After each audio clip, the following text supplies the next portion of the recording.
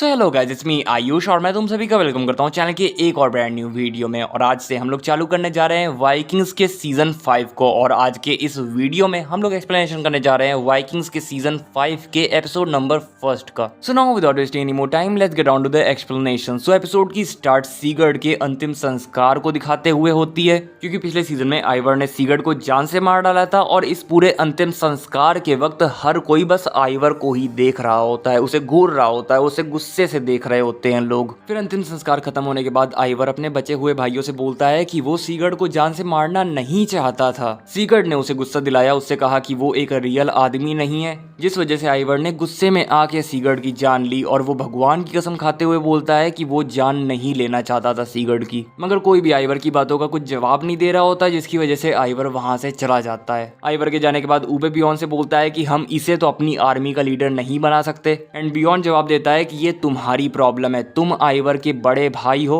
और मैं पहले से बता चुका हूँ कि मैं वापस मेडिटेरेनियन सी जा रहा हूँ। किंग हेरल्ड बियॉन से पूछते हैं कि क्या वो पहले कैटाकेट जाएगा, मगर बियॉन मना कर देता है और बोलता है कि वो डायरेक्ट मेडिटेरेनियन सी ही जा रहा है। किंग हेरल्ड बोलते हैं ठीक है, फिर वो कैटाकेट जा रहे हैं और कैटाकेट जाके वो लगार्था को बता देंगे कि उन्होंने रैगनार की मौत का बदला ले लिया है, साथ ही साथ उन्हें बहुत सारी जमीनें भी मिल गई है। एंड इसके बाद बियॉन किंग हेरल्ड से बोलता है कि किंग हेरल्ड कैटाकेट जाके लगार्था, टोरवी और उसके बच्चों से ये कह दे कि बियॉन उन सब को याद करता है और अगर भगवान चाहेंगे तो बियॉन जल्दी उनके पास वापस आ जाएगा। इसके बाद सीन शिफ्ट होके बिशॉप हेडमंड के ऊपर जाता है, जो कि अपनी टीम को लेके वेसेक्स के महल आते हैं और अपनी पूरी टीम से वेसेक्स के महल में किंग एक्बर्ट की डेड बॉडी को फाइंड करने को बोल देते हैं। इसके बाद सीन शिफ्ट होके किंग हेरल्ड के ऊपर जाता है, जो कि अपने भाई हेल्फडन के पास आके उससे बोलते हैं कि आखिर वो क्यों बियॉन के पास उसे छोड़ के जा रहा है। जिसपे हेल्फडन जवाब देता है कि किंग ऑफ ऑल नॉर्वे बनना हेरल्ड का ड्रीम है, ना कि उसका, और हेल्फडन का ड्रीम तो बस ट्रैवल और एक्सप्लोर करना है। किंग हेरल्ड बोलते हैं कि वो उसे मिस करेंगे और हर कोई एक सपोर्टिंग भाई डिजर्व करता है। जिसपे हेल्फडन जवाब देता है कि वो हेरल्ड से प्यार और उसे सपोर्ट हमेशा करता रहेगा, चाहे वो जहां भी हो। और इतना बोल के वो बियॉन के साथ अपने सफर पे निकल जाता है। इसके बाद सीन शिफ्ट होके हेडमंड के सोल्जर्स के ऊपर जाता है, जिन्हें की किंग एक्बर्ट की डेड बॉडी मिल जाती है और हेडमंड पूरे वेसेक्स को ऐसे तबाह हुआ देख वेसेक्स की मरम्मत का ऑर्डर दे देता है। साथ ही साथ अपने सोल्जर्स से वेसेक्स के भागे हुए लोगों को ये भी बताने को कहता है कि अब वो लोग वापस आ सकते हैं, वाइकिंग्स जा चुके हैं, अब ये जगह सेफ है। इसके बाद सीन शिफ्ट होके आइवर के ऊपर जाता है, जो कि फ्लॉकी के पास आता है और देखता है कि फ्लॉकी एक नाव बना रहा होता है, मगर वो नाव देखने में काफी छोटी होती है, जिसमें सिर्फ एक ही इंसान बैठ सकता है। और फ्लॉकी बताता है कि वो ये नाव खुद के लिए बना रहा है, क्योंकि वो अब ये जगह छोड़ के जा रहा है। आइवर पूछता है कहाँ, और फ्लॉकी बताता है कि जहाँ भगवान मुझे ले जाए वहाँ।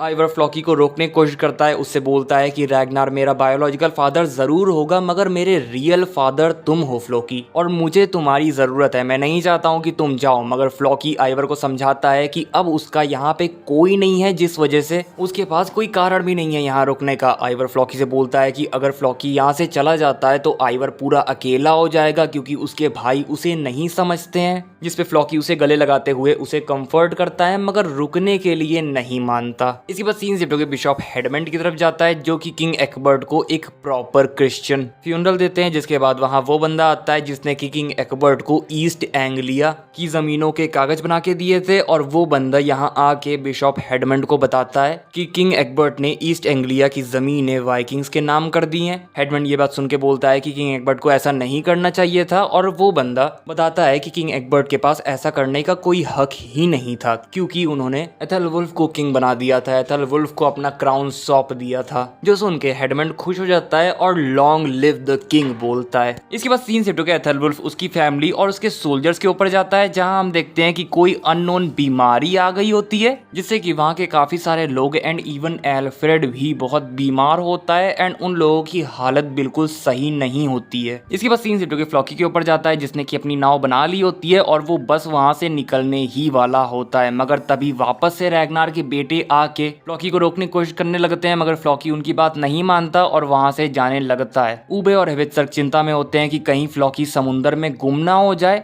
मगर आइवर उनको बताता है कि उसने फ्लॉकी को एक ऐसी चीज दी है जिससे कि फ्लॉकी अपने आप को गाइड कर सकेगा। इसके बाद फ्लॉकी नाव द्वारा वहां से जा रहा होता है और वहां के सारे वाइकिंग्स, वहां के सारे वाइकिंग्स फ्लॉकी के नाम का जय जयकारा करके उसे बाय बोलने लगते हैं। इसके बाद सीन शिफ्ट होकर वेसेक्स की तरफ जाता है जहाँ कुछ लोग जो कि वेसेक्स से भाग के गए थे वो वापस आ चुके होते हैं, मगर एथेलवुल्फ और उसका परिवार और उसके सोल्जर्स नहीं आए होते हैं। मगर जितने लोग आ गए होते हैं वो बिशॉप हेडमंड का शुक्रिया अदा कर रहे होते हैं। इसके बाद सीन शिफ्ट होकर ऊबे, हेवित्सर्क और आइवर के ऊपर जाता है जहाँ ऊबे बोल रहा होता है कि हमें ईस्ट एंग्लिया के बीचों बीच जाके खेती बाड़ी चालू कर लेनी चाहिए, वहां पे अपना डेरा जमा लेना चाहिए। मगर आइवर कहता है कि नहीं, हमें उसके नदी के तट पे जाके अपना कैंप वगैरह बनाना चाहिए, और नदी के तट पे यॉर्क नाम की एक सिटी है, तो हमें जाके उसके ऊपर अटैक करके उस सिटी को कॉन्कर कर लेना चाहिए और वहां पे अपना पूरा डेरा जमाना चाहिए। क्योंकि अगर हम लोग कंट्री के बीचों बीच रहेंगे तब चारों तरफ से हमारे ऊपर हमला हो सकता है, मगर हम नदी के तट पे रहेंगे तो हम हमारी बोट्स का इस्तेमाल करके कहीं भी जा सकते हैं, वापस नॉर्थ एम्ब्रिया भी जा सकते हैं, और टैक्टिक वाइज ये हमारे लिए सबसे ज्यादा एडवांटेजेस रहेगा। जो सुन के हेवित्सर्क और ऊबे आइवर की बात मान जाते हैं। इसके बाद सीन शिफ्ट के फ्लॉकी के ऊपर जाता है जो कि नदी के बीचों बीच होता है, पानी पी रहा होता है, और तभी वो देखता है कि आइवर ने उसे बताए बिना उसके बैग में कंपास रख दिया होता है, और यही वो चीज होती है जिसको आइवर कह रहा होता है कि फ्लॉकी को गाइड करेगी। मगर फ्लॉकी को गाइड होना ही नहीं होता है, उसने तो अपने आप को भगवान के ऊपर छोड़ दिया है, जिस वजह से वो उस कंपास को पानी में फेंक देता है। इसके बाद सीन शिफ्ट के बिशॉप हेडमंड के ऊपर जाता है जिसे कि एक लड़की थोड़ा बहुत सेड्यूस करने की कोशिश कर रही होती है, और अगले सीन में हम देखते हैं कि बिशॉप हेडमंड अपने आप को बहुत सारे कांटों के बीच में अपने आप को सजा दे रहे होते हैं और भगवान से माफी मांग रहे होते हैं। इसके बाद सीन शिफ्ट होता है, हम देखते हैं ऊबे, हेवित्सर्क और आइवर यॉर्क सिटी के बाहर से यॉर्क सिटी को देख रहे होते हैं, और आइवर कहता है कि हमें कल अटैक कर देना चाहिए क्योंकि अभी तक इन लोगों को मालूम नहीं है कि हम लोग यहाँ पर आ गए हैं, तो हमें इस एडवांटेज को यूज करना चाहिए। मगर ऊबे कहता है कि नहीं नहीं नहीं, फादर ने एक बार हमें सिखाया था कि क्रिश्चियंस के ऊपर तब अटैक करना चाहिए जब वो लोग किसी फेस्टिवल या फिर किसी सेलिब्रेशन में बिजी हों। जिससे हेवित्सर्क और आइवर एग्री करते हैं, मगर आइवर थोड़ा सा अनॉयड हो जाता है क्योंकि उसके इतने सारे प्लान सक्सेसफुल हो गए होते हैं कि अब उसे लग रहा होता है कि सिर्फ उसी के पास दिमाग है। मगर अब जब ऊबे ने आइवर से ज्यादा अच्छा प्लान सजेस्ट किया है तो आइवर थोड़ा सा जेलस होता है। इसके बाद ये लोग यॉर्क सिटी के 2 बच्चों को किडनैप करके उनसे पूछते हैं कि तुम्हारी सिटी में अगला फेस्टिवल कब होने वाला है। वो बच्चे डर के मारे बता नहीं रहे होते हैं, मगर आइवर उन दोनों से बोलता है कि अगर तुम दोनों ने हमें बता दिया तो हम तुम्हें जिंदा छोड़ देंगे। जिसके बाद वो बच्चे बता देते हैं कि नेक्स्ट फेस्टिवल 3 दिन बाद है। वाइकिंग्स डिसाइड करते हैं कि फिर वो 3 दिन बाद यॉर्क सिटी के ऊपर अटैक करेंगे, एंड फिर वो अपनी सक्सेस के लिए उन दोनों बच्चों की बलि चढ़ा देते हैं। फिर 3 दिन बाद वाइकिंग्स जाके यॉर्क सिटी के ऊपर अटैक कर देते हैं। कुछ वाइकिंग्स यॉर्क सिटी के दरवाजों पर चढ़ के यॉर्क सिटी के अंदर जाके यॉर्क सिटी का दरवाजा खोल देते हैं, जिससे कि वाइकिंग्स की पूरी आर्मी यॉर्क सिटी के अंदर आ जाती है एंड बैटल चालू हो जाता है। मगर हम इसे बैटल नहीं कंसीडर कर सकते क्योंकि वाइकिंग्स की आर्मी यहाँ पे यॉर्क सिटी के लोगों को पूरा डिस्ट्रॉय कर रही होती है, बेरहमी से सारे लोगों को मार रही होती है। इसके बाद वाइकिंग्स चर्च का गेट खोल के चर्च के अंदर चले जाते हैं जहाँ पर यॉर्क सिटी के बाकी के लोग प्रेयर कर रहे होते हैं। उन लोगों को मालूम नहीं होता है कि वाइकिंग्स यहाँ पर आ गए हैं, मगर जैसे ही एक औरत पीछे मुड़ के देखती है वैसे ही सारे वाइकिंग्स उन सबके ऊपर अटैक कर देते हैं, उन सबको जान से मारने लगते हैं, और एक नन खुद की नस काट लेती है। मगर नस काटने के बाद भी वो धीरे धीरे से मर रही होती है, जिस वजह से वो ऊबे को बोलती है कि ऊबे उसे जान से मार डाले, और ऊबे उसे मार डालता है। इसके बाद आइवर वहां एक सोने के क्रॉस को देखता है, जिसके बाद वो सोने के क्रॉस को पिघलाता है और वो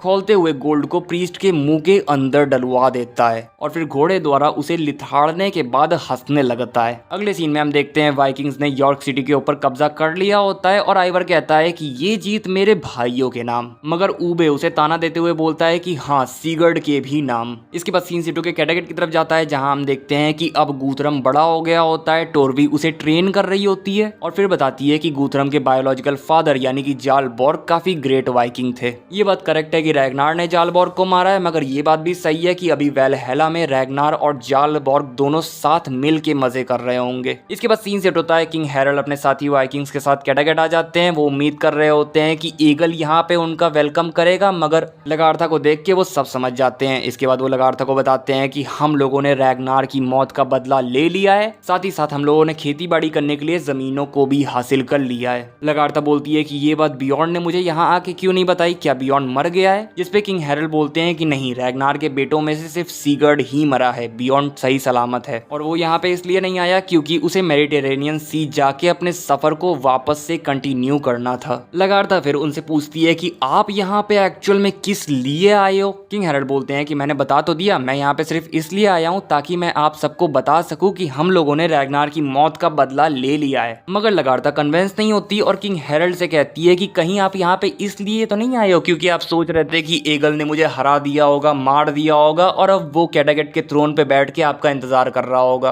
किंग हैरल्ड एक्सेप्ट कर लेते हैं कि उन्होंने ही एगल को भेजा था, जिसके बाद लगातार कहती है कि सच्चाई आपको भारी पड़ सकती है, मगर किंग हैरल्ड बोलते हैं कि नहीं, भगवान ने मुझे ऑलरेडी ही बहुत कुछ दे रखा है। और इसके बाद किंग हैरल्ड अपनी तलवार निकाल के फेंकते हुए उन्हें मारने को कहने लगते हैं और इसी के साथ ये एपिसोड यहीं पर खत्म हो जाता है। सो गाइस, बस यही था वीडियो। अगर वीडियो अच्छा लगा हो तो लाइक कर देना, चैनल पे नए आए हो तो सब्सक्राइब करके बेल आइकन दबा देना। मैं मिलूंगा तुम लोगों से नेक्स्ट वीडियो में, तब तक के लिए बाय बाय, टाटा।